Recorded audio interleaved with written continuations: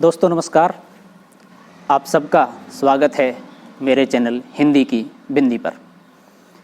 आइए आज कुछ नई चीज़ सीखते हैं हिंदी भाषा, हिंदी साहित्य, हिंदी व्याकरण में।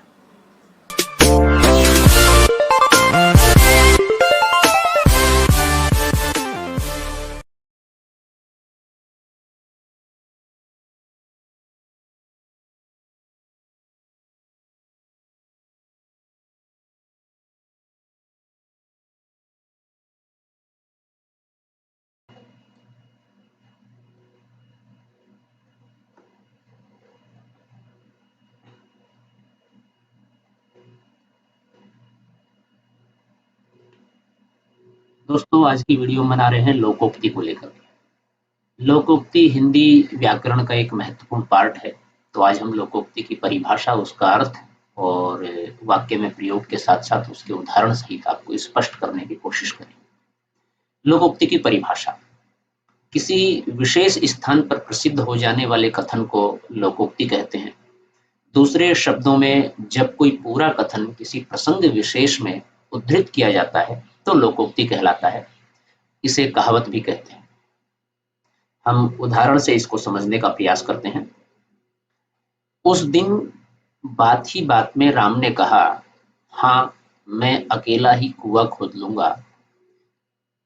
इन पर सबों ने हंसकर कहा, व्यर्थ बकबक करते हो, अकेला चना भाड़ नहीं फोड़ता। यहाँ अकेला चना भाड़ नहीं फोड़ता लोकोक्ति का प्रयोग किया गया है, जिसका अर्थ है एक व्यक्ति के करने से कोई कार्य, कठिन काम पूरा नहीं होता। लोकोक्ति शब्द लोक प्लस उक्ति शब्दों से मिलकर बना है, जिसका अर्थ है लोक में प्रचलित उक्ति या कथन। संस्कृत में लोकोक्ति अलंकार का एक भेद भी है, उसे अलंकार के रूप में भी जाना जाता है, तथा सामान्य अर्थ में लोकोक्ति को कहावत भी कहा जाता है। चूंकि लोकोक्ति का जन्म व्यक्ति द्वारा न होकर लोक द्वारा होता है, अतः लोकोक्ति के रचनाकार का पता नहीं होता। अर्थात सामान्यतः कोई व्यक्ति इसको नहीं लिखता है, बल्कि लोक में प्रचलित कहावतें, मुहावरों, वाक्यांश के आधार पर लोकोक्ति बन जाती है। इसलिए अंग्रेजी में इसकी परिभाषा दी हुई है, एक proverb is a saying without an author. अर्थात लोकोक्ति ऐसी उक्ति है जिसका कोई रचनाकार नहीं होता है। वृद्ध हिंदी कोश में लोकोक्ति की परिभाषा इस प्रकार दी गई है कि विभिन्न प्रकार के अनुभवों, पौराणिक तथा ऐतिहासिक व्यक्तियों एवं कथाओं, प्राकृतिक नियमों और लोक विश्वासों आदि पर आधारित चुटीली, सारगर्भित, संक्षिप्त, लोक प्रचलित ऐसी उक्तियों को लोकोक्ति कहते हैं, जिनका प्रयोग किसी बात की पुष्टि, विरोध, सीख तथा भविष्य कथन आदि के लिए किया जाता है। लोकोक्ति के लिए यद्यपि सबसे अधिक मान्य पर्याय कहावत ही है, पर कुछ विद्वानों की राय है कि कहावत शब्द कथावृत्त शब्द से विकसित हुआ है, अर्थात कथा पर आधारित वृत्त। अतः कहावत उन्हीं लोकोक्तियों को कहा जाना चाहिए जिनके मूल में कोई कथा रही हो, जैसे नाच न जाने आंगन टेढ़ा या अंगूर खट्टे होना कथाओं पर आधारित लोकोक्तियां हैं। फिर भी आज हिंदी में लोकोक्ति तथा कहावत शब्द परस्पर समानार्थी शब्दों के रूप में प्रचलित हो गए हैं। लोकोक्ति किसी घटना पर आधारित होती है, इसके प्रयोग में कोई परिवर्तन नहीं होता है। ये भाषा के सौंदर्य में वृद्धि करती है। लोकोक्ति के पीछे कोई कहानी या घटना होती है, उससे निकली बात बाद में लोगों की जुबान पर जब चल निकलती है, तब वह लोकोक्ति के रूप में प्रसिद्ध हो जाती है। यानी कि लोकोक्ति लोक में ऐसी प्रचलित उक्ति जो किसी मान्यता को, किसी स्थापना को, किसी वक्तव्य को स्थापित करे, और यह एक व्यक्ति से दूसरे, दूसरे से तीसरे, तीसरे से चौथे, इसी तरह से गमन करती रहती है, प्रचलित होती रहती है। तो हम बात करते हैं लोकोक्ति के बारे में कुछ आगे। अब हम बात करते हैं लोकोक्ति के प्रमुख अभिलक्षण क्या क्या हैं, जिनके आधार पर हम पहचान सके एक लोकोक्ति है, लोकोक्ति किसे कहते हैं, लोकोक्ति को आप स्पष्ट रूप से कैसे जान सकते। लोकोक्तियां ऐसे कथन या वाक्य हैं जिनके स्वरूप में समय के अंतराल के बाद भी परिवर्तन नहीं होता, और न ही लोकोक्ति व्याकरण के नियमों से प्रभावित होती है। अर्थात व्याकरण के नियमों से वह पृथक होती है। अर्थात लिंग, वचन, काल आदि का प्रभाव लोकोक्ति पर नहीं पड़ता। इसके विपरीत मुहावरों की संरचना में परिवर्तन देखे जा सकते हैं। उदाहरण के लिए अपना सा मुंह लेकर रह जाना, मुहावरे की संरचना लिंग, वचन आदि व्याकरणिक कोटि से प्रभावित होती है। जैसे कि लड़का अपना सा मुंह लेकर रह गया, लड़की अपना सा मुंह लेकर रह गई। यानी कि इसमें जैसा कर्ता है, जैसा लिंग है, उसके अनुसार चीजें बदल जा रही है, जबकि लोकोक्ति में ऐसा नहीं होता।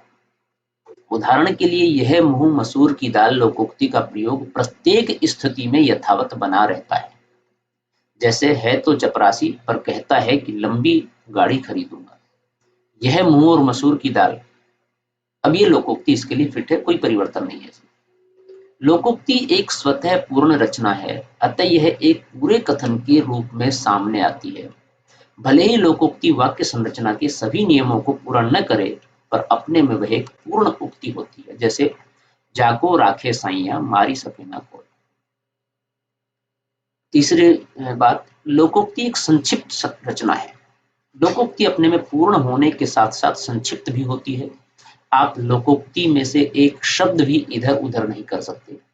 इसलिए लोकोक्तियों को विद्वानों ने गागर में सागर भरने वाली उक्तियां कहा है।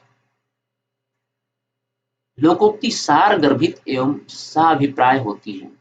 इन्हीं गुणों के कारण लोकोक्तियां लोक प्रचलित होती हैं। लोकोक्तियां जीवन अनुभवों पर आधारित होती हैं तथा ये जीवन अनुभव देश काल की सीमाओं से मुक्त होते हैं। जीवन के जो अनुभव भारतीय समाज में रहने वाले व्यक्ति को होते हैं, वही अनुभव यूरोपीय समाज में रहने वाले व्यक्ति को भी हो सकते हैं। उदाहरण के लिए निम्नलिखित लोकोक्तियों में अनुभूति लगभग समान है, एक पंथ दो काज। ये अंग्रेजी में लिखी हुई है, इसलिए ये कुछ अलग तरह का प्रिंट हो गया, इसको हम ठीक कर देंगे बाद में। नया नो दिन, पुराना सो दिन। लोकोक्ति का एक और प्रमुख गुण है उनकी सजीवता, इसलिए वे आम आदमी की जुबान पर चढ़ी होती हैं। लोकोक्ति जीवन के किसी न किसी सत्य को उद्घाटित करती है, जिससे समाज का हर व्यक्ति परिचित होता है। सामाजिक मान्यताओं एवं विश्वासों से जुड़े होने के कारण अधिकांश लोकोक्तियां लोकप्रिय होती हैं। चूंकि ये लोकोक्तियां कोई पुस्तक का ज्ञान रखने वाला व्यक्ति ही नहीं रख सकता, इसलिए समाज में प्रचलित हैं। जो अशिक्षित हैं, अनपढ़ हैं, वो भी जानते हैं। चुटिलापन भी लोकोक्ति की एक प्रमुख विशेषता में गिना जाता है। अर्थात लोकोक्ति किसी बात को तंज में कहने का एक कार्य करती है। किसी को उल्हाना देना हो, पालंभ करना हो, किसी पर व्यंग करना हो, तो उसमें। अब हम बात करते हैं मुहावरा और लोकोक्ति में क्या अंतर है। मुहावरे और लोकोक्ति, मुहावरे वाक्यांश होते हैं, पूर्ण वाक्य नहीं, जबकि लोकोक्ति अपने आप में पूर्ण वाक्य। जैसे अपना उल्लू सीधा करना, कलम तोड़ना आदि, ये मुहावरे हैं। जब वाक्य में इनका प्रयोग होता है तब ये संरचनागत पूर्णता प्राप्त करते हैं। लोकोक्तियां पूर्ण वाक्य होती हैं, इनमें कुछ घटाया बढ़ाया नहीं जा सकता। भाषा में प्रयोग की दृष्टि से विद्यमान रहते हैं, जैसे 4 दिन की चांदनी, फिर अंधेरी रात। मुहावरा वाक्य का अंश होता है, इसलिए उनका स्वतंत्र प्रयोग संभव नहीं है। उनका प्रयोग वाक्यों के अंतर्गत ही संभव है। लोकोक्ति एक पूरे वाक्य के रूप में होती है, इसलिए उनका स्वतंत्र प्रयोग संभव है। मुहावरे शब्दों के लाक्षणिक या व्यंजनात्मक प्रयोग हैं। लोकोक्तियां वाक्यों के लाक्षणिक या व्यंजनात्मक प्रयोग हैं। वाक्य में प्रयुक्त होने के बाद मुहावरों के रूप में लिंग, वचन, काल आदि व्याकरणिक कोटियों के कारण परिवर्तन संभव हो जाता है, लेकिन लोकोक्तियों में परिवर्तन नहीं होता। जैसे कि आंखें पथरा जाना, प्रयोग पति का इंतजार करते करते माला की आंखें पथरा गई, अब इसमें चेंज हो गया गई। लोकोक्तियों में प्रयोग के बाद में कोई परिवर्तन नहीं होता। जैसे अधजल गगरी छलकत जाए, अब ये पुल्लिंग के लिए प्रयोग हो या स्त्रीलिंग के लिए प्रयोग हो, एक वचन के लिए हो या बहुवचन के लिए हो, यही स्थिति रहेगी इसकी। प्रयोग वह अपनी योग्यता की डींगे मारता रहता है, जबकि वह कितना योग्य है सब जानते हैं। उसके लिए तो यही कहावत उपयुक्त है कि अधजल गगरी छलकत जाए। मुहावरों का अंतःप्रयोग इंफिनिटिव या ना युक्त क्रियाओं के साथ होता है, जैसे कि हवा हो जाना, होश उड़ जाना, सिर पर चढ़ना, हाथ फैलाना आदि। लोकोक्तियों के लिए यह शर्त जरूरी नहीं है, क्योंकि लोकोक्तियां स्वतः पूर्ण वाक्य हैं, अतः उनका अंतः क्रिया के किसी भी रूप से हो सकता है, जैसे अधजल गगरी छलकत जाए, अंधी पीसे कुत्ता खाए, या आ बैल मुझे मार, इस हाथ दे उस हाथ ले, अकेली मछली सारे तालाब को गंदा कर देती आदि। मुहावरे किसी स्थिति या क्रिया की ओर संकेत करते हैं, जैसे हाथ मलना, मुंह फुलाना। लोकोक्तियां जीवन के भोगे हुए यथार्थ को व्यंजित करती हैं, जैसे न रहेगा बांस न बजेगी बांसुरी, ओस चाटे से प्यास नहीं बुझती, नाच न जाने आंगन टेढ़ा। मुहावरे किसी क्रिया को पूरा करने का काम करते हैं। लोकोक्ति का प्रयोग किसी कथन के खंडन या मंडन में प्रयुक्त किया जाता है। मुहावरों से निकलने वाला अर्थ लक्ष्यार्थ होता है, जो लक्षणा शक्ति से निकलता है। लोकोक्तियों के अर्थ में विशिष्टता होती है। और लोकोक्तियों क्या विशेषताएं हैं, मुहावरों से क्या अंतर है, ये हम बात करेंगे अभी और आगे। लोकोक्ति और मुहावरे में अंतर को लेकर के हम चर्चाएं कर रहे हैं। तो लोकोक्तियों के अर्थ व्यंजना शक्ति से निकलने के कारण व्यंग्यार्थ के स्तर के होते हैं, अर्थात वो विशिष्ट चीज पर चुटीला व्यंग करते हैं। मुहावरे तर्क पर आधारित नहीं होते, अतः उनके वाच्यार्थ या मुख्यार्थ को स्वीकार नहीं किया जा सकता, जैसे ओखली में सिर देना, घाव पर नमक छिड़कना, छाती पर मूंग लगना। लोकोक्तियां प्राय तर्क पूर्ण उक्तियां होती हैं। कुछ लोकोक्तियां तर्क शून्य भी हो सकती हैं, जैसे कि तर्क पूर्ण है, काठ की हांडी बार बार नहीं चढ़ती, एक हाथ से ताली नहीं बजती, आम के आम गुठलियों के दाम। और तर्क शून्य लोकोक्तियों में छछूंदर के सिर में चमेली का तेल। मुहावरे अतिशय पूर्ण नहीं होते। लोकोक्तियां अतिशयोक्तियां बन जाती हैं, अर्थात कुछ ऐसी बातें जिन पर विश्वास नहीं होता, अविश्वसनीय होती हैं, लोकोक्तियों में वो भी पूर्ण हो जाती है, उनका प्रयोग भी होता है, जबकि मुहावरों में इस तरह की स्थिति का प्रयोग नहीं।